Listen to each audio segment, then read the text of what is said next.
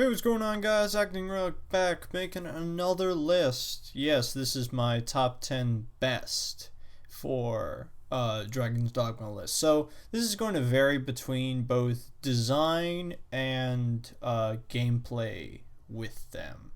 So it can vary back and forth. So let's get started, shall we? Coming in at number 10.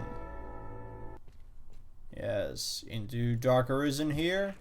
The Silver and Golden Knights. Alright, so originally I had Skeleton Lords here, but as I was A, unable to find them, and B, I ended up liking these guys a lot more because Skeleton Lords are just sort of the higher end of the skeleton range of enemies, the highest being probably the Lich.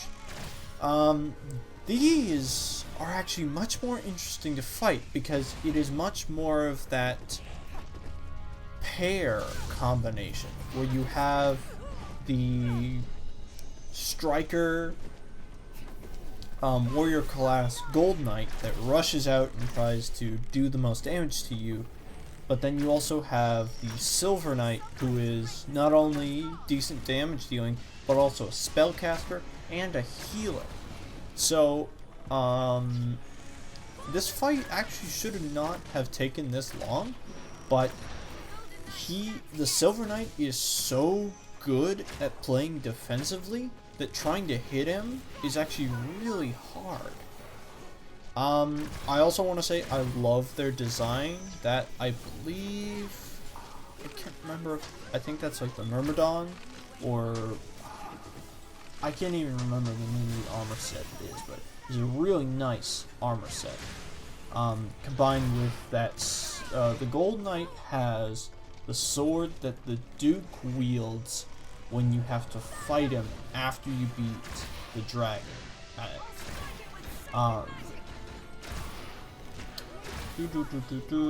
The dragon that you initially meet in the very beginning of the game.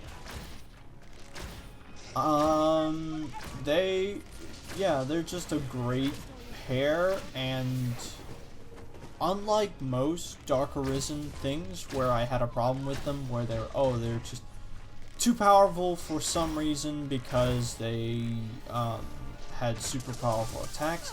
They don't hit that hard. Like, they have good knockdown moves and stuff like that, but nothing over the top.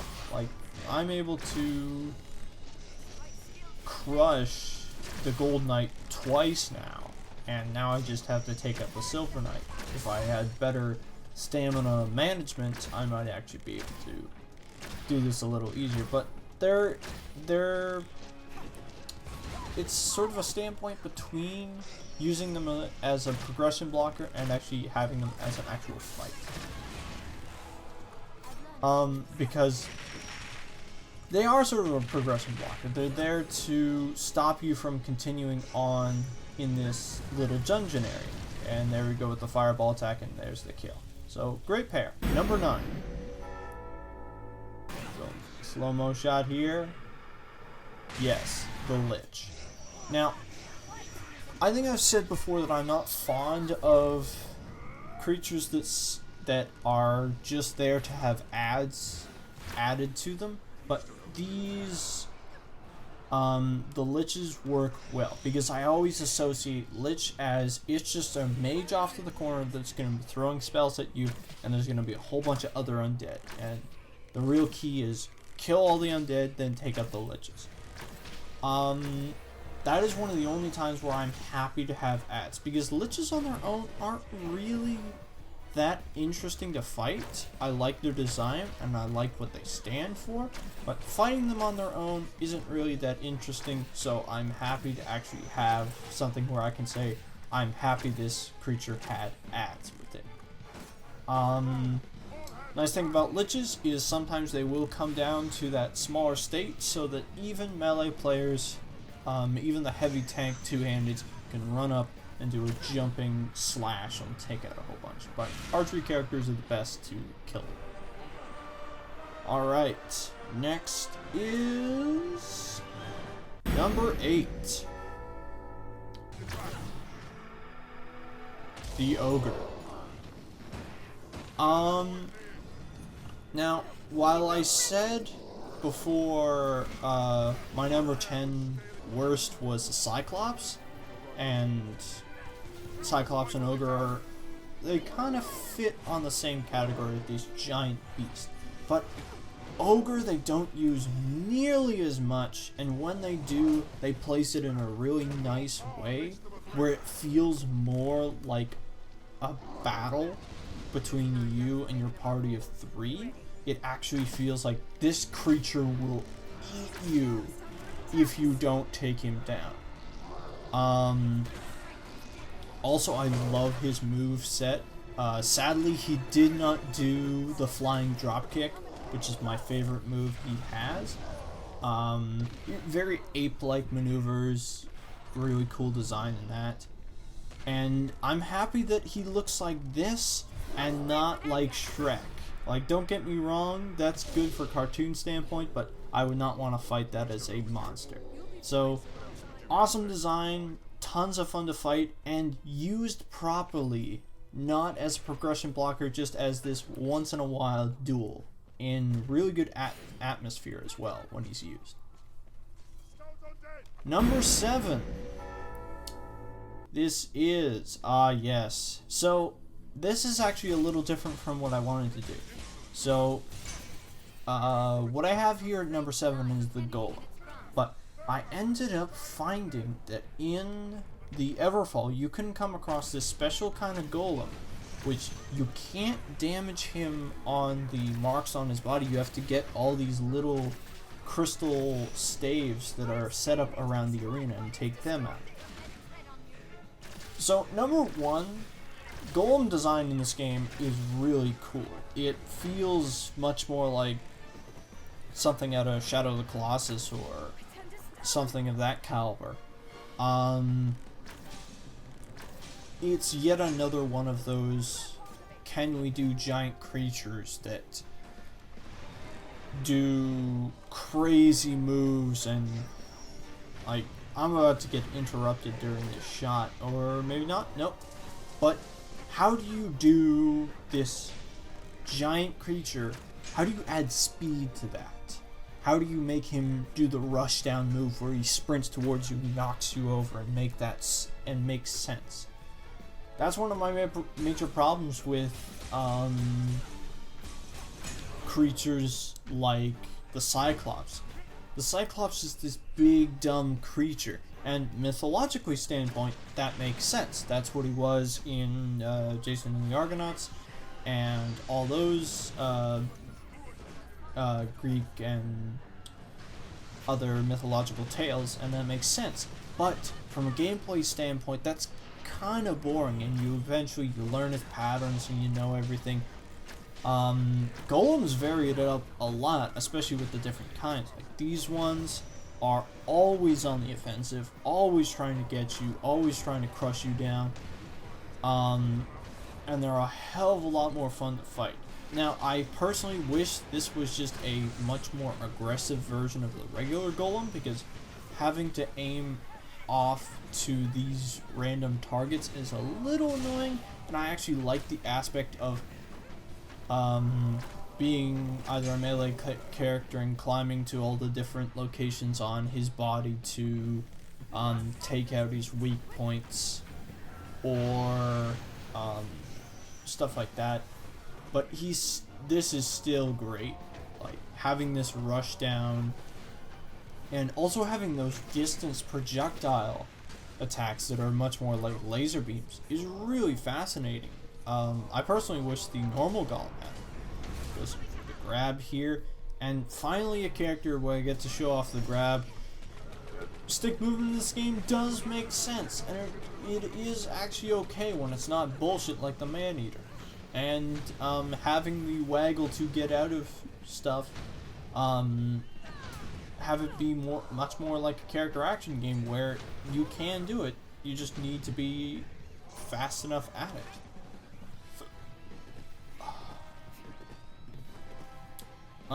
Yeah, this sadly this clip runs a little long.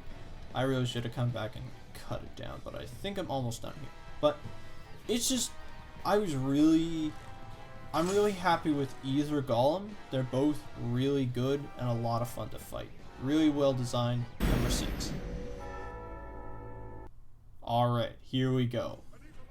Here is the opposite to the Gazer. This is the Evil Eye.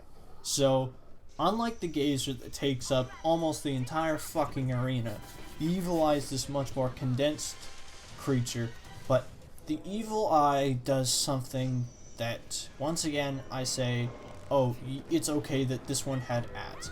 Because this one, it makes sense. The Lich, it makes sense because that's a undead summoner.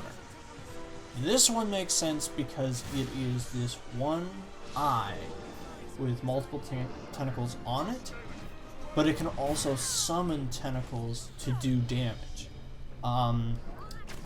Also, the tentacles are a good indicator that it will soon appear. Earlier on in this dungeon, you actually just run into random tentacles. And you go, oh, okay, so that I know that the boss to this sector is an Evil Eye. And it's got multiple spells, it's got close range attacks, and it's also got that great spell effect of using the stone stare like a Medusa creature to cause petrification. So I'm using one of my Cockatrice liqueurs to cure my pawn here. And it's just honestly a really good fight. I wish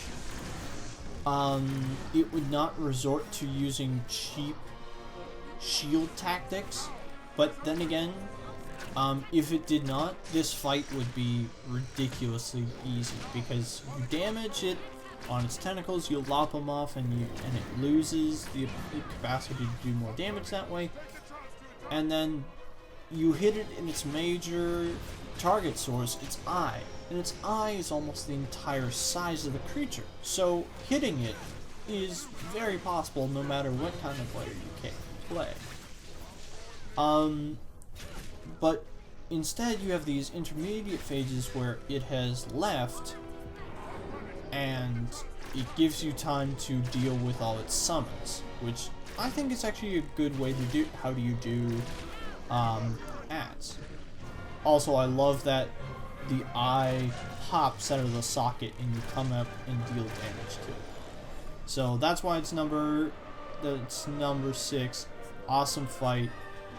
I like it more than the Gazer because it's more condensed, more fun to fight. It's not overpowered and oversized. Number 5. Oh god, I love this creature so much, and I don't even know why I have it at 5. Mainly because there's too many good ones. The Hydra. Everyone who has played this game will remember the very first time you saw this thing. I think it's the 5th mission you get in the game. You wake up from your sleep and they say, and people are going nuts like, oh shit, there's a monster attacking. You go, oh, okay, got another ogre, another cyclops, or maybe an ogre. I think there's chimeras in this game, and then you come out and it's like, oh shit, that's a Hydra. And it's much more of the serpent kind of Hydra. It's not really a dragon, it is a multi-headed snake, and I love that. Arc Hydras are even better because they dial up the challenge in a special way where normal Hydras, when you lop off their heads, they stay dead. Arc Hydras, you have to cut off their head with whatever tactics you're using, archery, swordsman, whatever. Then you have to scald it with fire. I believe that is actually part of the mythological story. Of course, the true mythological story would be to hit off the central control head, then you kill the Hydra.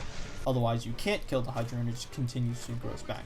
The proper way to do that is every time you lop off a non-centralized head, you grow 2 more. But I'm a history nerd. That's just what I do. Anyways, This fight is so good, and you always have to have it in these giant arenas, because these things, especially the arc ones, are massive. They take up so much space, and they are incredibly, like, their moveset isn't that, for long range, you're not going to be dealing with too many hits, actually, as long as you don't get poisoned, or not in range of the bites, you should be fine. Whereas if you're a melee character, you're going to be wanting to climb their necks and lop off their heads that way, instead of trying to do it from the ground damage. But even still, it is still one of those enemies that you go, oh shit, I have to fight that thing. Also, Arc Hydras, you may notice, this thing has, I think, somewhere in the midst of 9 life bars. It is a character action, like, final boss. It feels on that level, and I love it so much fighting it. And personally, as you can see here, I'm trying to go for this final kill cam with the Great Gamble Arrow, but then one of my mage pawns takes it away from me right there. But I got the level up. I love this boss. The first image you get of it in the game is awesome. It's amazing. I love it so much. Number 4. Alright, here we go. Here's the other reason that Arc Hydra isn't higher, because you have characters or creatures like the Cockatrice. I love this thing because it's one of those mythological creatures that doesn't get talked about enough. I wish it got more, like, you get all the griffin stuff, you get all the dragons, of course from every now and again you'll get a mythological, like, Clash of the Titans style film where you might see a Hydra or something like that, but you don't get cockatrices. They are, I don't know where exactly in mythology they came from. Probably Greek. But anyways, the key with the cockatrice is that it is designed to be this amalgamation of various things, where I think it's like head of a rooster, body of a dragon, and wings of an eagle, or in this case, more like a griffin. But the key with it is that, yes, it may be powerful on its own, but the key is you're going to get petrified. This is the thing that has the ultimate status of ailment, and it does that in droves, especially in Dark Arisen. That thing is devilishly powerful, and I love it for it. Number 3. Can't have a Dragons Dogma top 10 without them. You gotta talk about just the generic dragon. I love the dragons in this game. Even these small little guys, because especially the smaller ones, they have the varied. Because there's the fire one, there's the ice one, there's the lightning one. This one is an ice one, but it's also casting lightning spells, which I find very interesting there. This is not a creature that relies on just its internal ability to breathe the elements, or fly, or use its claws. It also actually has magic and a mystical mindset of its own. It's a really good design. It is actually a Dragons Dogma is one of the only games that when it says we are going to do dragons, they actually do proper dragons that have 4 legs and 2 wings. They don't do drakes that are 4 legs and no wings, or wyverns which are 2 wings and 2 legs. They do the proper 4-legged dragon that only uses its wings when it has to fly. It doesn't walk around on its wings.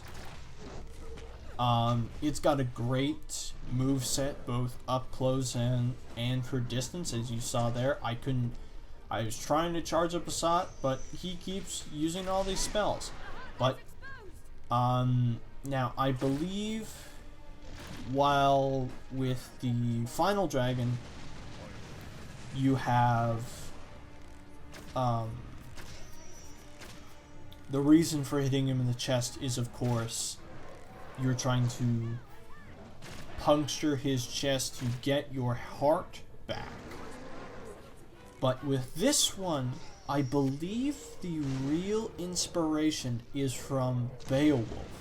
And I don't believe it's the original story of Beowulf. It is the CGI film.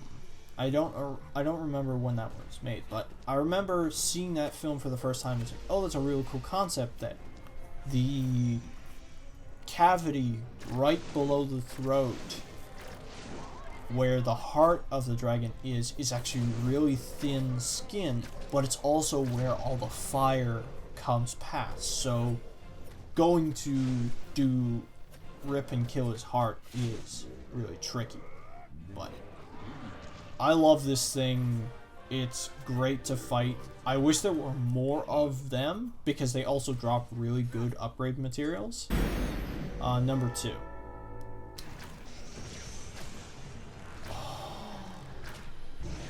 How can you not talk about, like, Dragons Dogma knows how to do representation of mythological creatures. This one is number 1 of that kind. I knew a bit about chimeras before, just because I read Greek mythological books when I was a kid, or even into high school and stuff.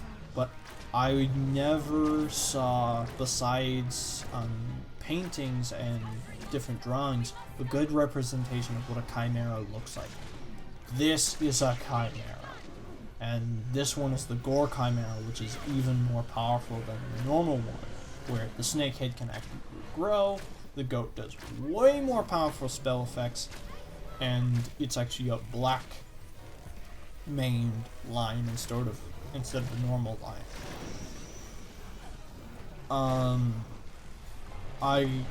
It's so cool to fight, especially when you're in close space. It doesn't work as well when it's an open space, but when it's corridors and you only have so much space to maneuver around the thing, it's a lot more fun to fight than up close.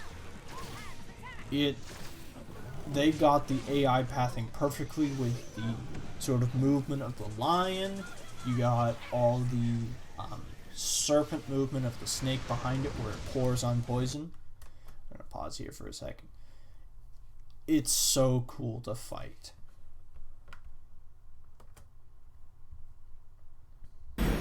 Number 1.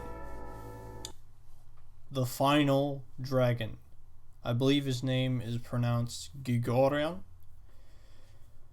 This is the reason that you want to get to what I would call, it was not exactly the true end to the game, but it is what I would call the real final boss fight of the game. It's the entire title of the game. It's what you've been living up to since the very moment that you started and you had your heart ripped out of your chest by this creature.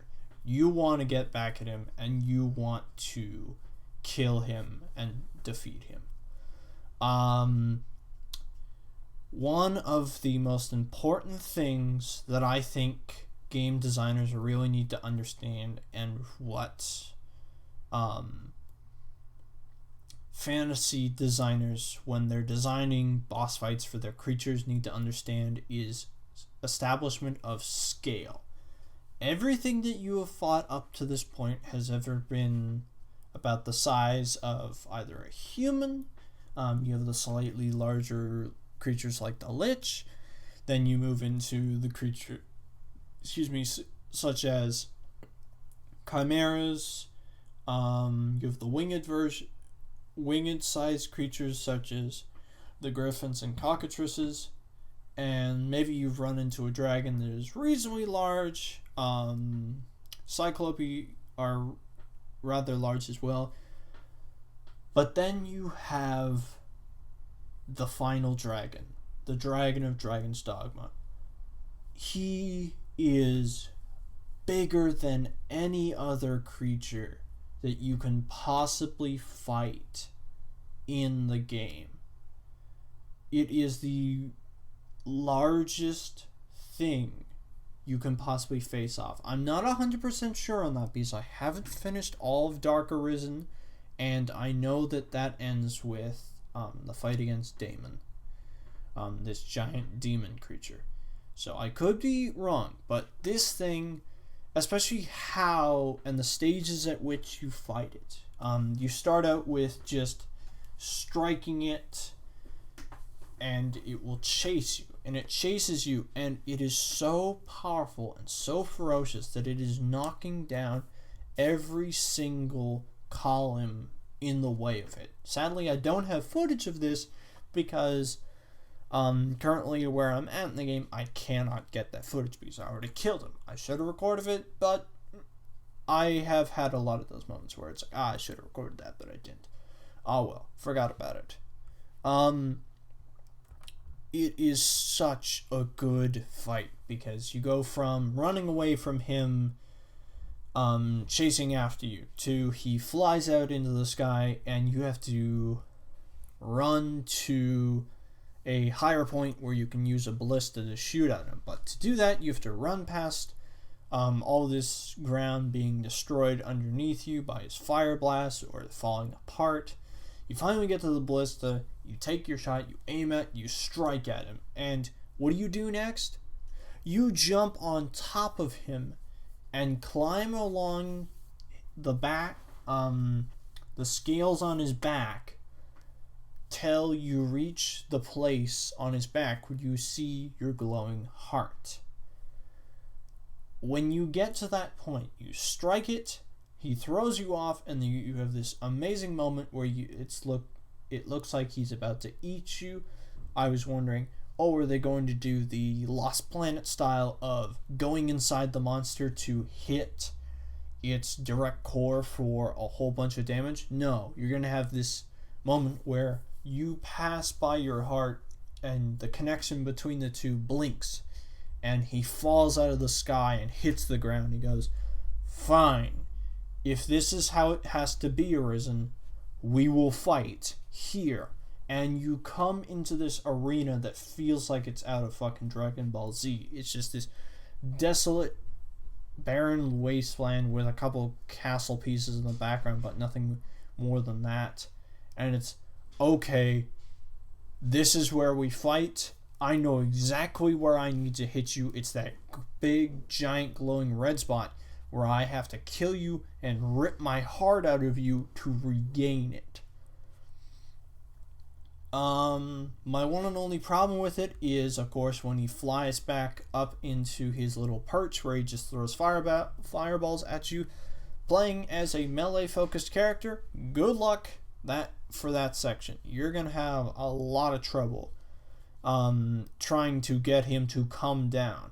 Archery and mage, you have a little more flexibility because you can aim targets at him and you can fling arrows or bolts at him or whatever and strike him down.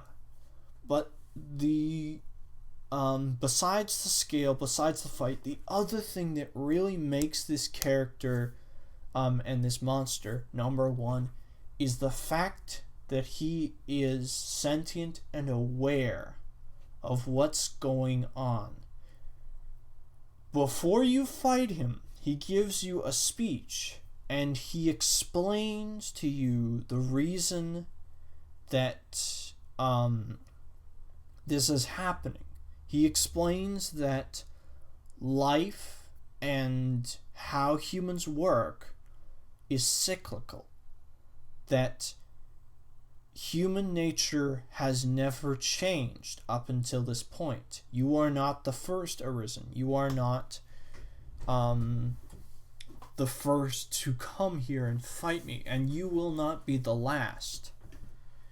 And he asks you, will you give up what you hold most dear, and instead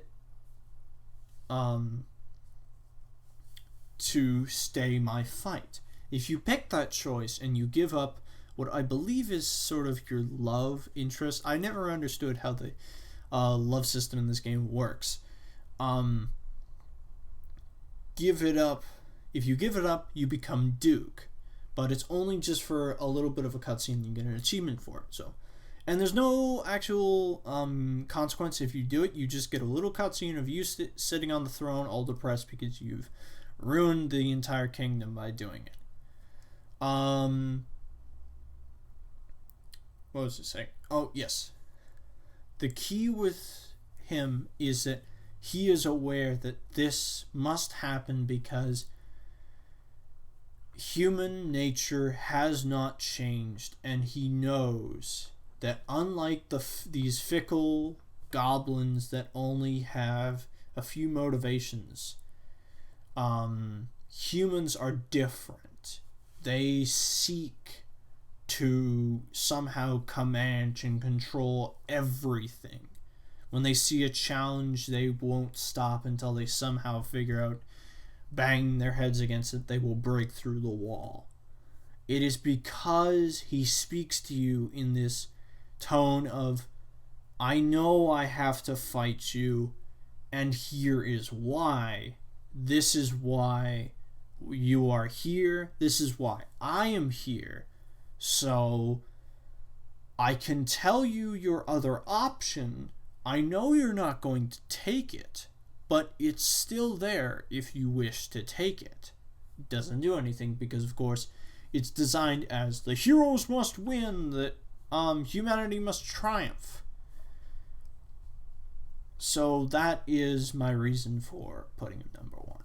Now, the one creature I did not mention at all in this list, and it is to be in question as to where to place it, because I have not fought it yet. I'm not talking about Daemon. I think I've read a bit of the Daemon story and how it works, and it's actually pretty cool. I'd put him... I'd have to fight him to really know, but I think I'd put him top at least 5 or so. But it's the other one. It's the thing that makes Dragons Dogma.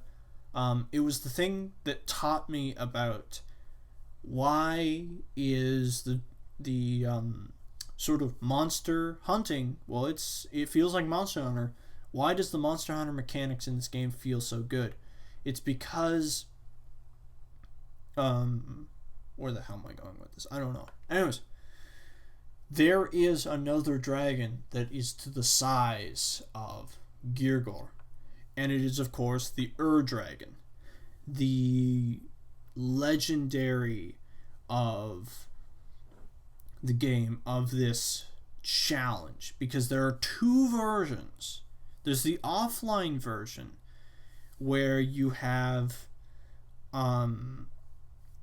where you fight against the Dragon with whatever team you have, and you attempt to kill him, and he is powerful, but there's also the online version, which is not only possibly categorized as one of the harder boss fights of all, but also as this leaderboard ladder climbing, where it is, can you, human, can you find the right enough team with the right combination of spells, damage, health, potions, whatever it is? Do you have the stuff to take on this ultimate challenge? Do you have it within you to bring down the online version of the Dragon and add your name to the list of conquerors? Do you have that within you? I don't know about that one, but I will be giving the offline version of the Dragon a challenge. I'm going to see if I can beat him. I've been reading a couple guides on him. I'm going to test it out for myself first and see if I can just beat him the way I play. I've read about how you can cheese him out crazy playing an archery character. if you have just a whole bunch of blast arrows with you and you use those to do massive amounts of damage to him. I'll try that if my first or second methods don't work, but first I have to learn his patterns and I have to see how he fights and how he works. So that will end up being its own video on its own, but I'm not going to do that for a while. But I would like to see, does he stack up against this dragon? Of course, with the damage output I have, the fight against the dragon on this playthrough that I had wasn't as bad because, of course, got higher damage and more health. But the very first time I fought him, I remember, especially playing as a sword and shield focused character, it was, or actually I think I was running two-handed at that point, so it was even worse. It was this, oh god, what have I gotten myself into kind of thing, where constantly you have to hide behind rocks, maneuver out of the way. Of course, with that character you don't have the cool dash attack that is actually much more useful as a movement thing as you do with Strider and Ranger. But it was, holy shit, I don't know if I know how to fight this thing. What am I doing here? So, hands down, so far, the final dragon, Ogre, or I don't even know if I'm pronouncing that correctly. Let's see here. Because it is spelt. How's it spelt? Grigori.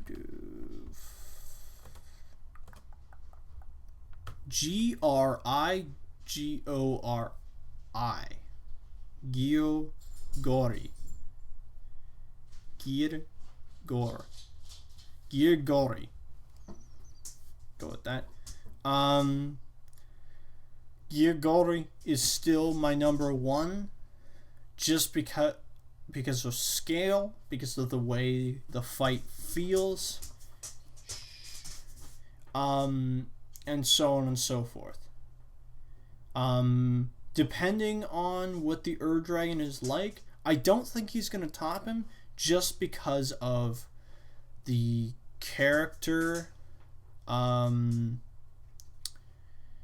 of this dragon, because it is an integral part of the plot. It is not just there to be a giant monster, it is actually there to explain why this is happening, and also to give you motivation to not only start the game when he takes your heart from you, but also to continue the game so you can get your heart back. So, he's my number one. I'll be facing off against the Dragon as soon as possible, but of course I've got exams which I should be studying for, but I don't know, sometimes you need the release of talking to an audience, even if that audience is small. So thank you very much for watching. I hope you enjoyed. If you have others that should be in the top 10 best, if you haven't seen the top 10 worst, go check that out. I'll probably link to it when this is up. Yeah, this was a lot of fun to make. Took actually a long time to get it done. So thank you very much for watching, and I will see you guys next time.